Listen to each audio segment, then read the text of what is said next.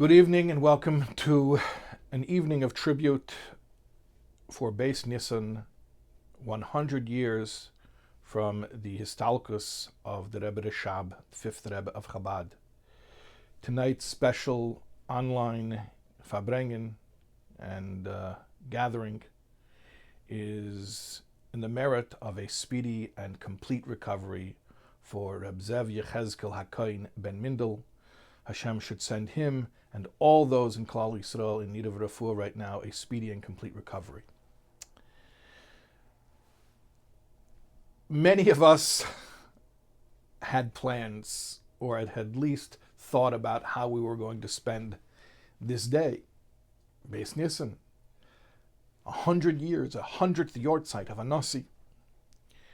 And those plans obviously did not come to pass. Ein Mensch tracht und Gott lacht. Rabbeis machshavas belev ish. Nevertheless, here we are through the aid of modern technology, and the Eibishter was makdim refuah at least to this makkah, the makkah of isolation, and allowed us to connect at least virtually. Thinking about our situation now in quarantine or self-quarantine or isolation, while we're trying to observe Beis Nisan, causes one to think about Rebbe Tzimchana's Memoirs, where she describes being in Gullus, in exile, with her husband on Beis Nisan. It's difficult not to think of those passages for one who's read them. Let me start, though, to describe how she describes the very first Beis Nisan, the day of the Histalkus itself, while they were still in Dnepropetrovsk, before they went into exile. She says the news came, and her husband, the Rebbe's father, was devastated. He began to grieve, beside himself in tears, and immediately Chassidim would come to the house, and all those who were sympathetic to Hasidus, and eventually the house was full of people who were there, all in tears, crying, mourning. Rebbe Tzimchana writes, it was interesting, there was one particular guy who was a free thinker, a modern guy, a secular Jew, and he showed up, and they weren't sure exactly what he was doing there. He wasn't religious in any way. And he sat with them and he started crying, and he was crying. And somebody asked him, "Why are you crying?" He said, "Somebody who was so important to so many Jews is worth crying over." And in fact, Rebbe Tzimchana writes in her memoirs how after this Jew got up and he left her house, somebody could see that through the window as he was walking home, he was still weeping uncontrollably. Rebbe Tzimchana also writes about two different years in exile, one in Chile and one in Alma-Ata, where they were living in exile, and she describes how her husband, the Rebbe's father, at one point he said, "Heint is Beis Nisan. Oi, the Rebbe." And then she saw how all of a sudden he wanted to express himself. He wanted to do something proper to mark the day. He wanted to express himself through Hasidus, but he didn't have a pen to write with. He didn't have anyone to say a mimer to. So he said, thinking will have to suffice. And he went into a deep meditative state for over an hour, and he thought about the Rebbe Rashab. We are isolated to a certain extent, but Baruch Hashem, we're not alone. We have this God-given gift of technology to connect with each other, and not just to think about the Rebbe Rashab, which surely all of us will do throughout the 24 hours of the Yahrtzeit, but we will also have a chance to speak, to express ourselves. Tonight's evening of tribute is going to focus on the last years, the final period of life leading up to the Histalkus. But before we fast forward to those years, I want to give just a very brief background. This is not a biography. We're not going to be able to speak about everything that happened in the life of the Rebbe Rashab, to discuss all of the accomplishments and the contributions of the Rebbe Rashab as a leader would take many, many, many hours. And even then, it would obviously be insufficient. We're going to focus on just a very certain period, but before we do, I want to give a basic background very quickly. The Rebbe Rashab was born Chaf Cheshvan, Tov Reish Chaf Aleph. That's 1860. And by the time he was 21, he was orphaned. His father, the Rebbe Marash, the fourth Rebbe of Chabad, passed away at the young age of 48 years old. And after that, the Rebbe Rashab refused to take on the mantle of leadership. He had an older brother, Reb Zalman Aaron, and for 11 years, after the passing of the Rebbe Marash, the Rebbe Rashab refused to accept the Nesius. Finally, later, after the Razah left town, so the Rebbe Rashab accepted being Rebbe. And in his 38 years as Rebbe, the Rebbe Rashab delivered 2,000 Maimorim, over 2,000 Maimori Hasidus. And in a certain way, we can say that the enduring legacy of the Rebbe Rashab was the contribution to Hasidus that was novel, that we're going to talk about in Yahrtzeit later in this presentation. The Rebbe Rashab is known as the Rambam of Hasidus, just like the Rambam took the vast sea of Torah Shebal Peh, and he organized it, and he systemized it, and he put every subject where it belongs. So too, the Rebbe Rashab took this vast sea of Torah's Hasidus and explained and organized systematically different sugyas, different subjects within Hasidus. We're going to speak about this in Yahrtzeit toward the end of the presentation, but I want to continue with the biographic overview. Related to all of the prolific Hasidus that the Rebbe Rashab wrote would also be the establishment of a yeshiva for the purpose of studying Hasidus, or a yeshiva which incorporated within it the study of Hasidus. The yeshiva Teimchet Temimim was founded on Tes Vav Elul Tov Reish Nun Zayin. And the novel thing about the yeshiva was that there had been Hasidic yeshivas before, but this was a yeshiva that actually had Hasidus as part of the curriculum. That within the schedule of the day, as part of the learning, there was a time for studying Hasidus, and studying Hasidus in a manner of dibuk chaverim and pilpul hatalmidim, meaning through discussion and with teachers and mentors and guiding and teaching classes. And this itself was a novelty, which we'll talk about later in the presentation. The name Teimchet Temimim, by the way, was not given right away. The yeshiva was started, didn't have a name yet. It was given the night of Simchas Torah, just a few weeks after it's being founded. And based on the Teimchet Temimim Heishiana, then the Rebbe Rashab, the night of Simchas Torah, said this should be the name of the yeshiva, and the students of the yeshiva are called Temimim. There's also a famous sicha we should mention, Kol Yahrtzeit L'Milchemes Beis David, which is sort of a time capsule, if you will. It was delivered in 1900 at a tumultuous time, sort of the entry of the world into the modern era.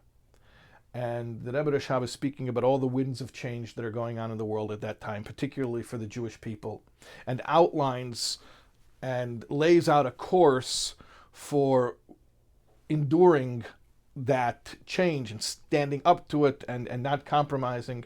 And this was an incredibly important message, and we see historically the influence of the students of Teimchet Temimim and the students of the students, those who were influenced and inspired by the Rebbe Rashab's courage and leadership during a time of great instability in the Jewish world.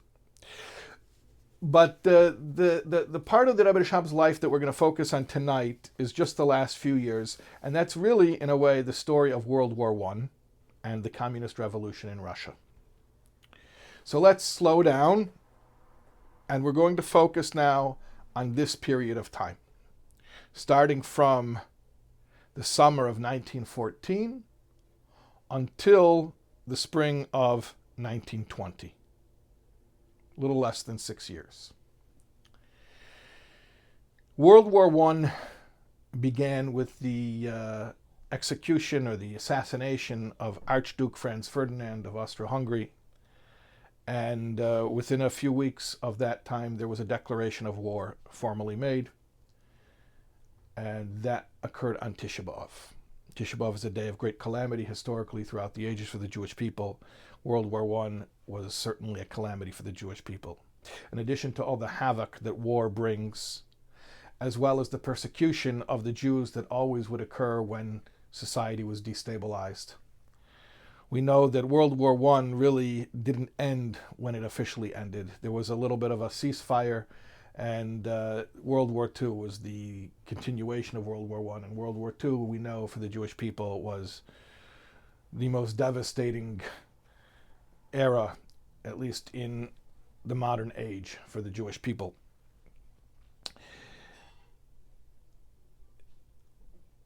World War I brought with it, of course, the danger of fighting, the front lines, the actual warfare. But in addition to that, and this is something that's not as well known, there are societal changes that come with the onslaught of an invading country. Germany was at war with Russia. Germany at that time was called Prussia. So Prussia was entering Russia. And interestingly, a lot of the situation in the times of the Rebbe Rashab with Prussia coming into Russia was very similar to the first Rebbe of Chabad, the Alter Rebbe, when Napoleon was coming into Russia. How is it similar? Well, it's known that many Jews were actually very happy when Napoleon was sweeping across Europe because he was a liberator. He was bringing emancipation. And even the Alter Rebbe conceded, he admitted that in the short run, things would be better for the Jews, at least materially speaking, but that spiritually it would be devastating, that Napoleon was an evil force. Similarly, when the Prussians were coming into Russia, many Russian Jews welcomed this. They weren't particularly fond of the Tsar, and they were happy. They thought that the Prussians were more modern, maybe more liberal, more open-minded, and historically speaking, for many Jews, actually, there were certain immediate benefits that occurred at that time. But the Rebbe Rashab was very against Prussia, and especially against the Kaiser himself, Kaiser Wilhelm II. In fact, it's known that the Rebbe Rashab, along with the Frierdiker Rebbe, had seen Kaiser Wilhelm. They had been in Russia, they had been in Prussia. The Rebbe Rashab used to travel for health reasons. He used to go to different spas, different places for treatment. So he'd been in Prussia, he'd been in Berlin, he'd been in the major cities there, and actually on one particular occasion, Wilhelm was giving a speech, and the Rebbe Rashab was standing with the Frierdiker Rebbe with him, and Wilhelm locked his eyes on the two of them. Years later, when World War I broke out, the Rebbe Rashab said to the Frierdiker Rebbe, says, "Do you remember when we saw him? Remember when he saw us and his face turned white? Do you know that even at that time, that anti-Semite was already thinking of all the evil that he was going to do?"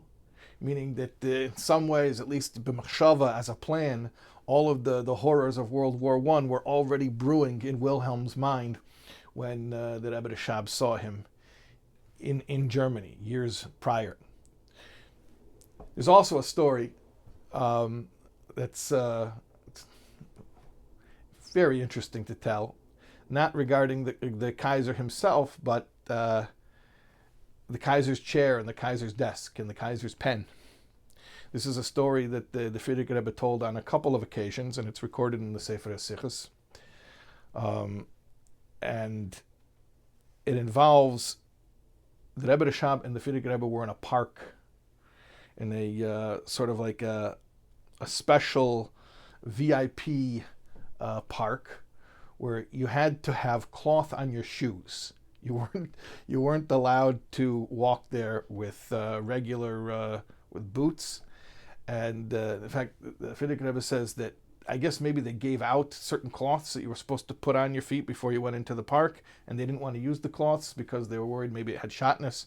So he said they tied their handkerchiefs around their shoes so they could go into the park.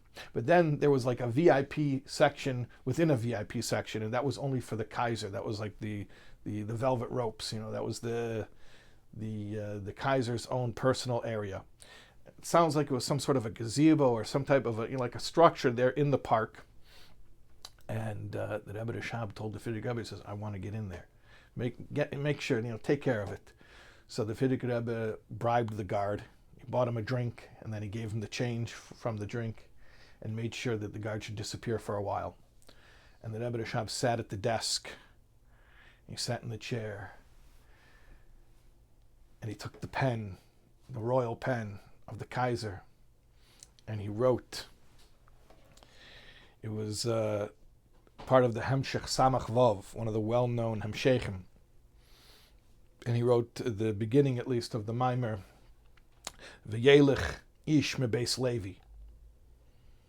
And he told the Frierdiker Rebbe afterwards that the Harchovas Hadas that he got, the Breitkeit, the relaxation that it brought, sitting in such a sumptuous setting in the royal gazebo with the royal desk, the royal chair, the royal pen. He said that enabled him, that gave him the mental space, so to speak, to begin to write that Maimer. But the Rebbe Rashab was very opposed to the Germans, what he felt was a modernizing influence, and similar to the Alter Rebbe being against Napoleon, the Rebbe Rashab was a little bit on his own in being opposed to the oncoming Germans. But the main reason they left Lubavitch was because of the fighting. It just was not safe to be there any longer. So after 102 years of the word Lubavitch being synonymous with the Hasidus of Chabad, the Rebbe Rashab had to pick up and leave. Not just the town of his birthplace, but the town that was identified with this unique movement since the times of the Mittler Rebbe.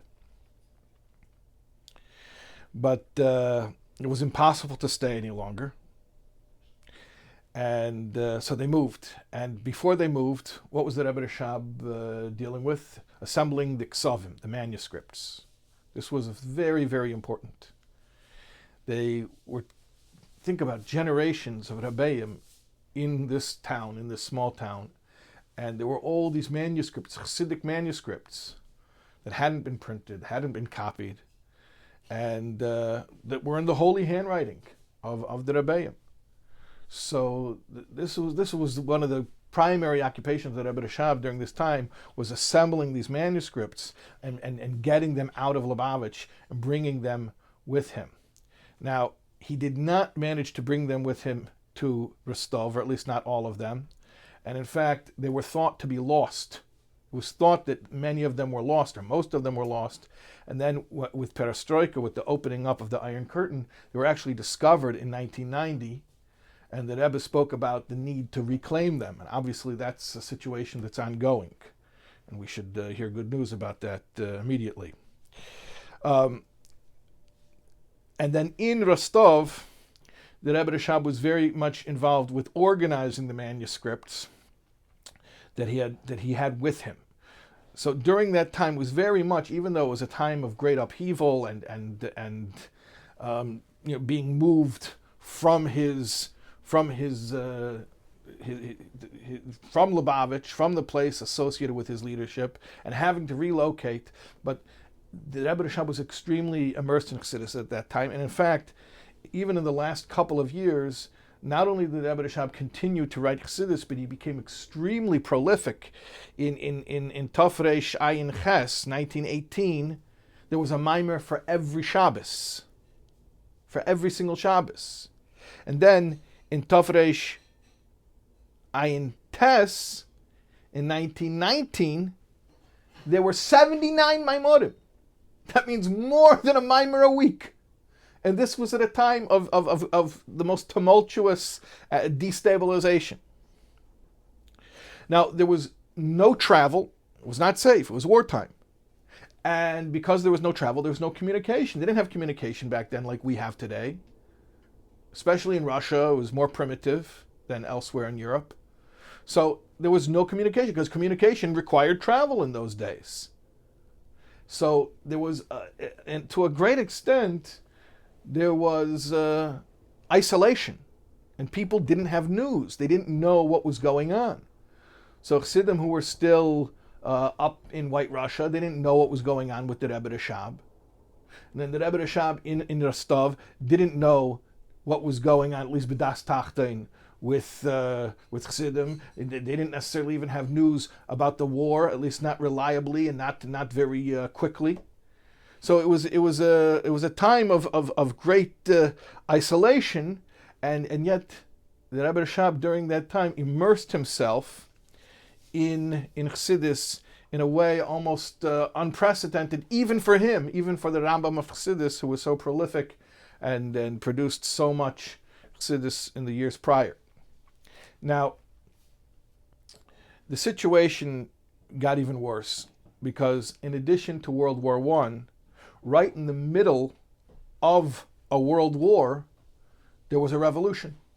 There was the communist revolution. And all of the upheaval that brought. And then, if that's not enough for you, there was a civil war. There were different factions. There were different parties among the communists themselves vying for power. Now, the party or the faction that we need to know about are the Bolsheviks. The Bolsheviks were the ones ultimately who were victorious and took control. And they were notoriously anti-religious. And these were the ones who the Rebbe Rashab and all Chassidim and all Yidden had to worry about. The Bolsheviks were fighting, but eventually they prevailed, and they came into Rostov. They weren't originally in Rostov, but then they arrived in Rostov, and that was in Tavis of Tov Reish Pei. Okay? Talking about the winter of 1920. Tavis of Tov Reish Pei, the Bolsheviks arrive in Rostov. Now, from that point on, okay, we're talking about Tavis, Shvat, Adar, Nisan. We're talking about the last 4 months of the Rebbe Rashab's life. And here's where I want to slow down even more and talk about what transpired, some of the amazing events that transpired during that time.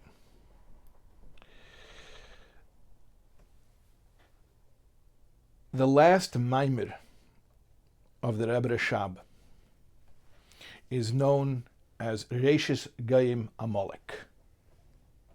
That Maimer was delivered on Purim. Purim, you know, is Yud Dalet Adar, so you're talking about literally 2 weeks and a couple of days before the Rebbe Rashab's Histalkus. You're talking about in that Kufa, right when the Bolsheviks have arrived in Rostov, and they're trying to establish control, and they're trying to show who's boss. And they're extremely anti-religious. They made a curfew in town. You were not allowed to leave your house, if anyone can relate to that. And you were not allowed to gather, if you can relate to that. And the Rebbe Rashab decided that they were going to Fabreng for Purim. Well, just the decision to Fabreng for Purim in that situation was extremely courageous. Some people even thought reckless. The Frierdiker Rebbe describes voicing some uncertainty I suppose we can say. I'm not sure if we can say it that way, but expressing some type of hesitation to his father regarding actually holding the Purim Fabrengen. And the Rebbe Rashab told him, Hab kein meire nicht. Don't be afraid. Wir wollen ganz sein. We're going to be fine. We're going to be intact. We're going to be whole, complete. And then he said, Ich mein nicht, as wir wollen ganz sein, bechadre chadorim. I don't mean that we're going to be intact, we're going to be fine in a room within a room, hidden away, sequestered. I mean, as wir wollen ganz sein, that we're going to be fine mit der ganze Yetzia und Hispashtis. With the whole spreading forth and going out, sort of, without having to hold ourselves in, without having to quiet things down. Don't worry, we're going to be absolutely fine. And they held the Fabrengen, they held the gathering. Tension was very, very thick. And in the middle of the gathering, the Bolsheviks showed up with a search warrant at the Rebbe Rashab's house. That's where the gathering was. They were in his house. He had to be at home. Everyone had to be at home. And they went to the door, and they told the Bolsheviks, the Rebbe's busy right now. You got to come back later. Just that took audacity. So they left, and they continued to Fabreng. And again, I don't know how to describe this, but the Frierdiker Rebbe describes expressing apprehension about the situation. And then, to top it all off, the Rebbe Rashab started raising funds for the yeshiva, for Temchet Temimim. Now, collecting funds, that itself is an offense. That's like a crime during wartime. And they were collecting money, and they're putting money on the table. And they had mashka, they're saying l'chaim, there was mashka on the table. And the Frierdiker Rebbe was concerned about the money on the table and the mashka on the table. Both of these things were enough to get them in a lot of trouble. Bolsheviks weren't joking around. I mean, they were violent, bloodthirsty killers. Bolsheviks came back. And this time they came in. And the Rebbe Rashab said, Ich werde von sie nicht nispol. I'm not afraid of them. I'm not bothered by them. He said, we're going to say a Memoirs Chasidus, and the Frierdiker Rebbe wanted to put the money at least under the table. At least, show some, maybe even the Bolsheviks saw it, but at least, show some respect, And the Rebbe Rashab said, no, leave it on the table.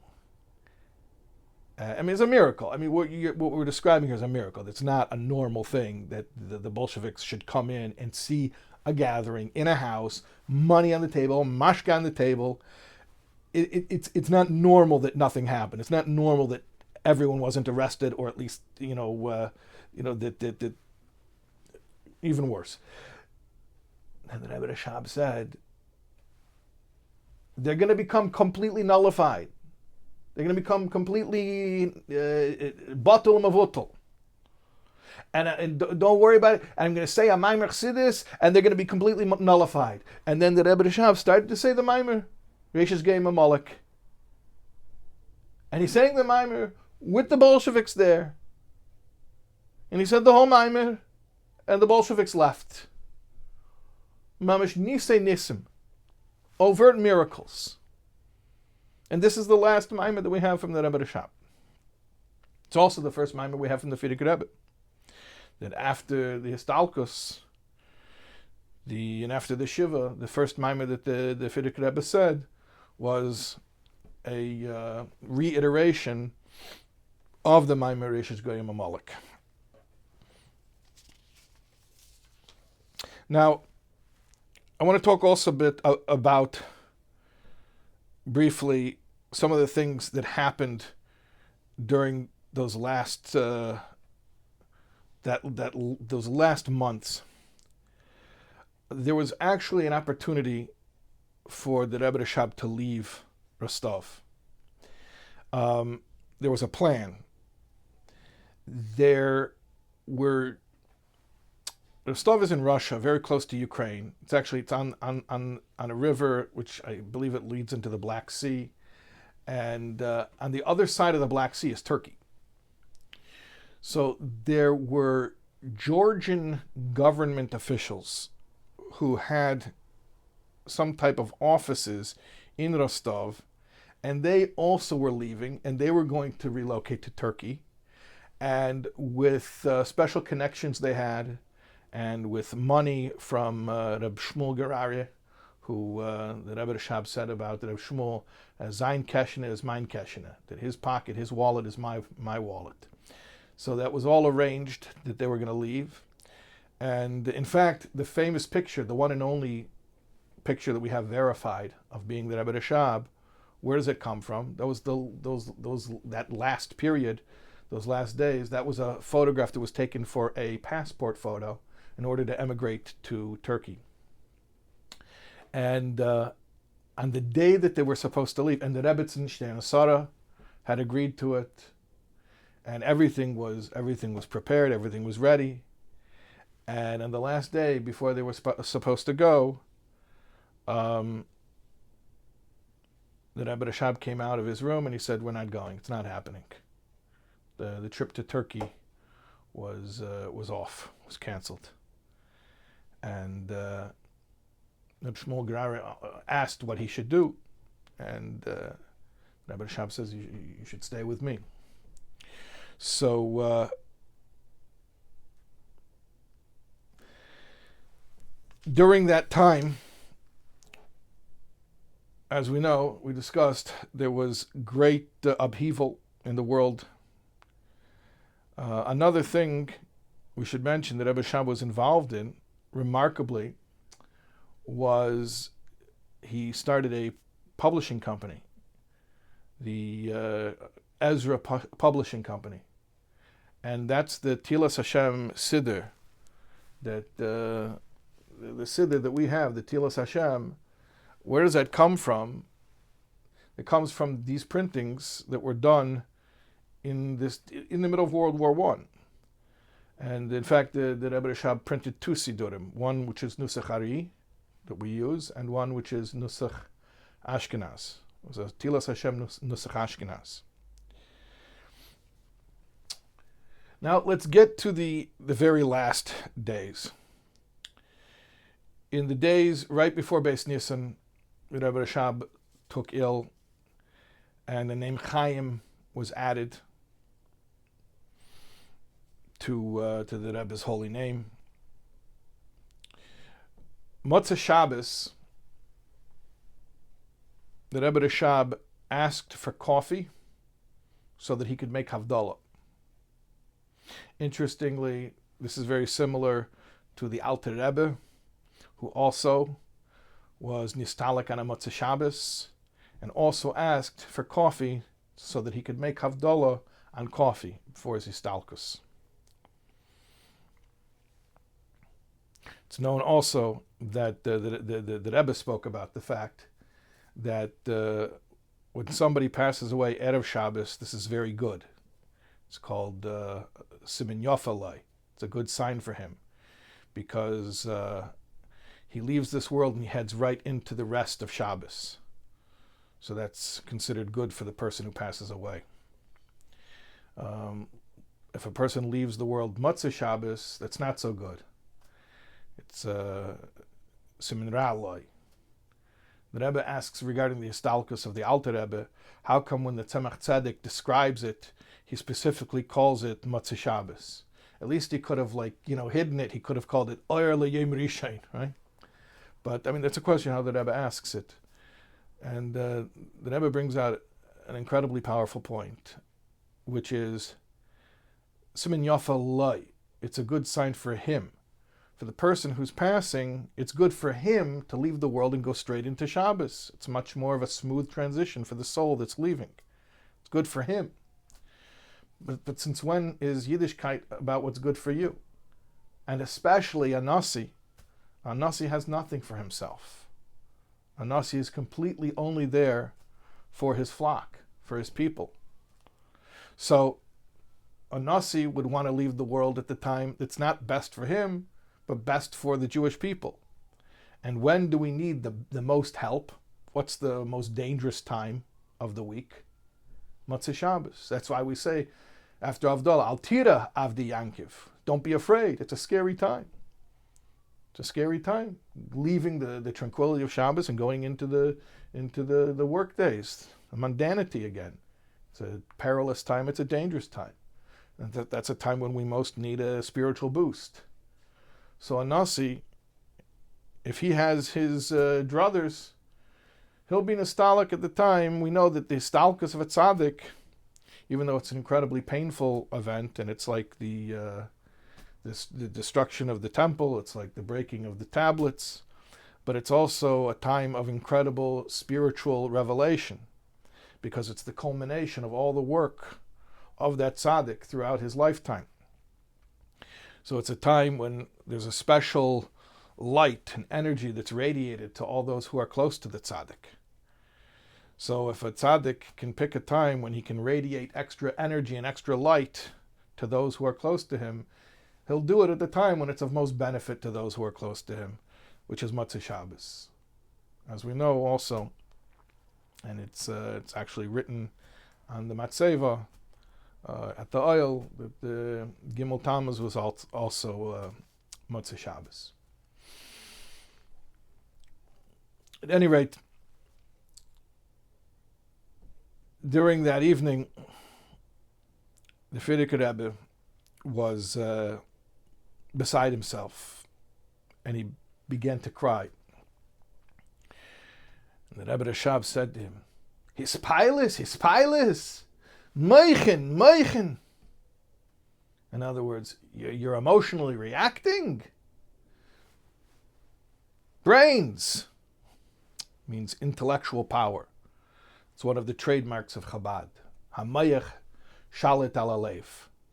That even in this time of incredible emotion, the Rebbe Rashab wanted his son and his successor to act with meichen, with the self-control of intellect. And then, close to his passing, the Rebbe Rashab said, Ich gehe in Himmel. I'm going in heaven now. I'm going to heaven now. Die Ksovim, the manuscripts, the Hasidic manuscripts, the writings of Hasidic teachings, Lo sich eich, I'm leaving to you. Now, these words, just these short few words, which were among the last words that the Rebbe Rashab said before his passing, are obviously significant. Everything that a Rebbe says is significant. Everything that a Rebbe says is packed with meaning. I'll just mention as an aside, after the Histalkus, there was a Fabrengen with the Frierdiker Rebbe, and the Frierdiker Rebbe was asking Chassidim who knew the Rebbe Rashab to chazer a wort from the Rebbe, repeat something you heard, a word that you heard from the Rebbe. And Chassidim, being humble, nobody wanted to speak up, and the Frierdiker Rebbe was saying, no, I want to hear something. Somebody, please, I want to hear a wort from my father. Tell me something that my father once told you. And finally, one of the Chassidim said, okay, fine. I remember something that the Rebbe once told me. Meaning the Rebbe Nishmas Eden, the Rebbe Rashab. He says, the Rebbe once told me, L'chaim. And people smiled, they laughed, because that's cute, right? The Rebbe once told me L'chaim, right? And the Frierdiker Rebbe got very serious, and he said, mit dem Tatens L'chaim spielt sich man nicht. With my father's word, L'chaim, don't play around.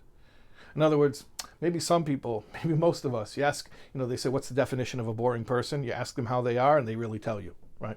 So most of us are very perfunctorial, where, it means we say one thing, we're thinking another thing. how are you doing? Great. How are the wife and kids? Fantastic. How's business? Beautiful. Okay, Baruch Hashem, see you later. And the whole thing was on autopilot, right? But when a Rebbe says something, he puts his whole heart and soul into it. So everything that a Rebbe says is significant. And certainly something that a Rebbe says just before he leaves this world. So there's a Sikha, Likutei Sikha is Chelik Chav Zayin. It's a short Sikha, it's only about 4.5 pages.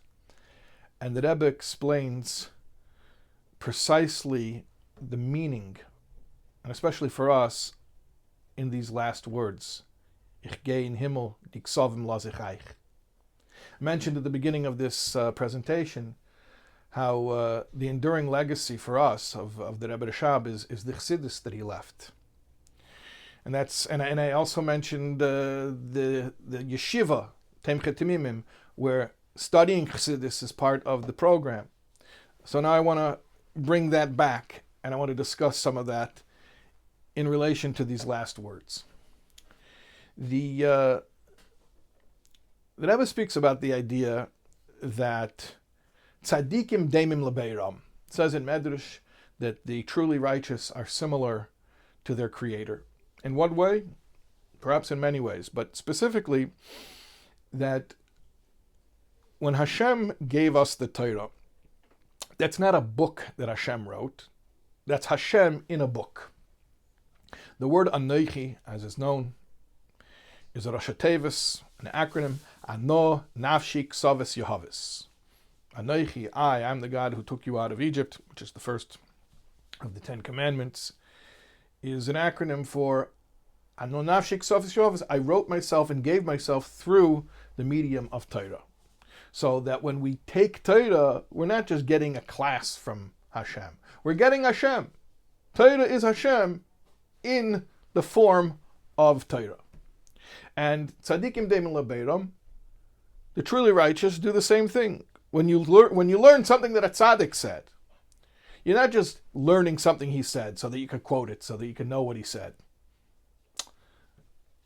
You're actually getting the essence of the tzaddik. The tzaddik puts himself in his teachings. Or like the Rebbe said about Pirkei Avos, what does it say about the different Tanoim? Hu haya Eimer, he used to say. Hu haya, what he was? Eimer, that's what he said. He put himself into his teaching. Okay. So if that's so, if the Rebbe Rashab leaving us Chassidus is like Hashem giving us Torah, why did the Rebbe Rashab say, I'm leaving you the manuscripts? He should have said, I'm giving them to you. Right? Like, Ano Nafshi Ksavis Yehavis, I gave myself. Yehavis means I gave myself. I should say, I'm giving. Why do you say I'm leaving?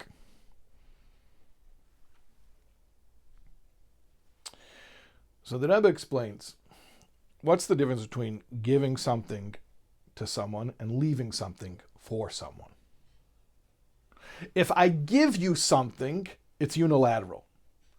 I give you something, I, the giver, am active, you, the recipient, are passive. You don't have to do anything. The whole transaction is one way. I give it to you, and that's it. Now it's yours, regardless of what you do. But if I leave you something, that only means I made it available to you. You have to lay claim. You have to come take it. The Rebbe points out how really this is true of all of Torah. It says in the Gemara, based on a drasha from the first kapitel of Tehillim, about B'teiras Hashem Yahrtzeit, u'v'seiraseh yegeyem v'layla.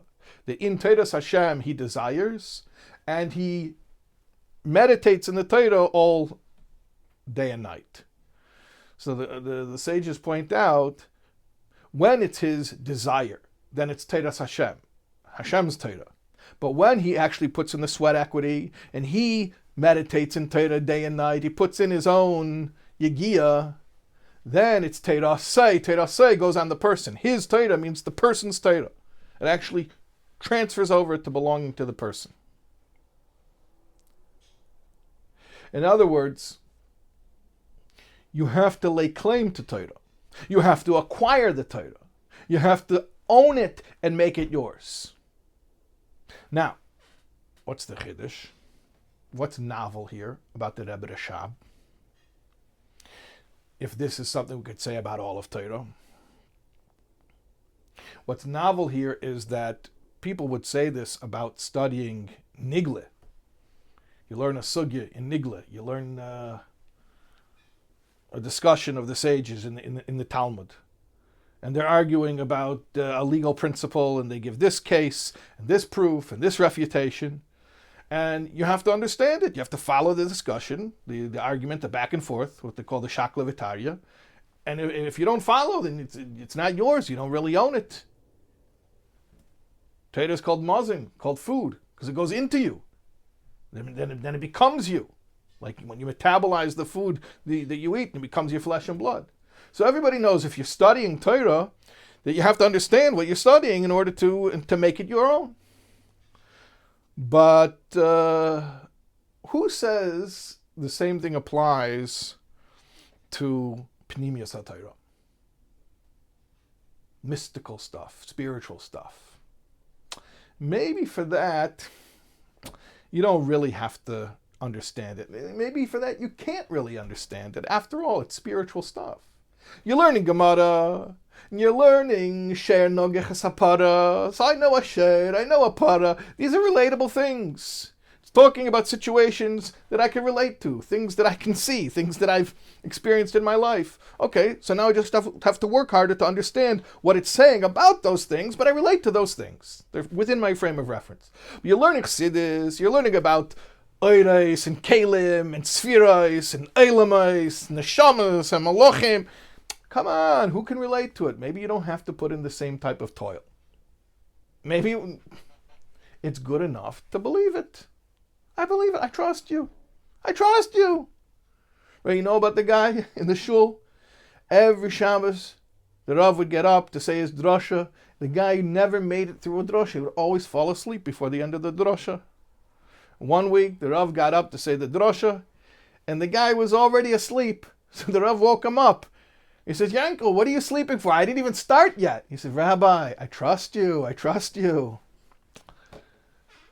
Maybe when it comes to Pnimiyas HaTorah, spiritual stuff that no one can really understand, I trust you. I trust you. Right? I'm sure that's what it says. I'm sure that's what it is. I'm not questioning.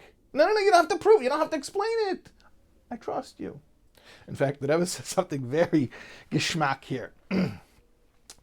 The Rebbe says a chiddush. The Rebbe says in the Sikha that that's the meaning of Kabbalah.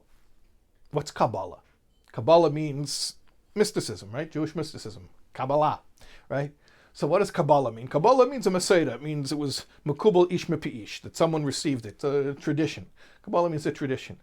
But Kabbalah also means accepting. So the Rebbe says, maybe we could say that's also why the level of Said, of the secrets of Torah, Pnimiyus HaTorah, is called Kabbalah, because that's the attitude people had toward it historically. They're like, I accept it. No, but do you understand it? Yeah, I don't have to understand. I accept it. I'm sure it's all true. I'm an pshuta.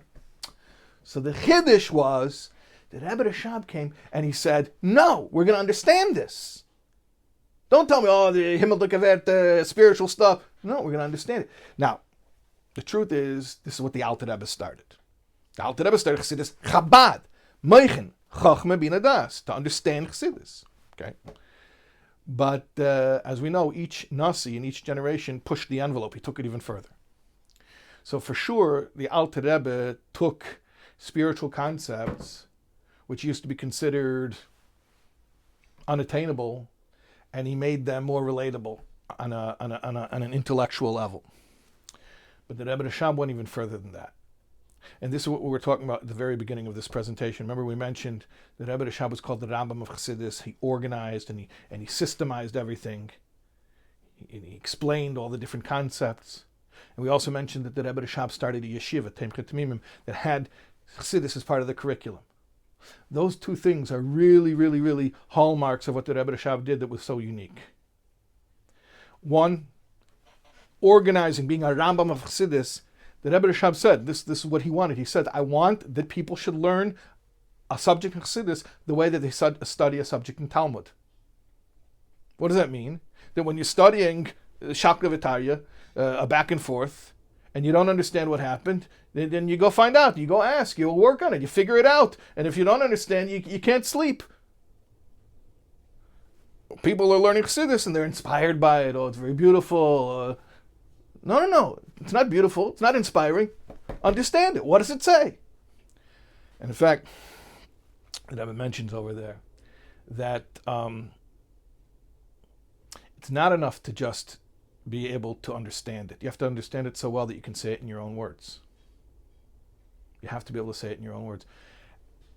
And that's the hallmark of truly learning something properly. And in fact, that is where you see the difference between I give you something and I leave you something. I give you something, you didn't work for it. I gave it to you. Okay, so I plop it in your lap, serve it to you on a silver platter.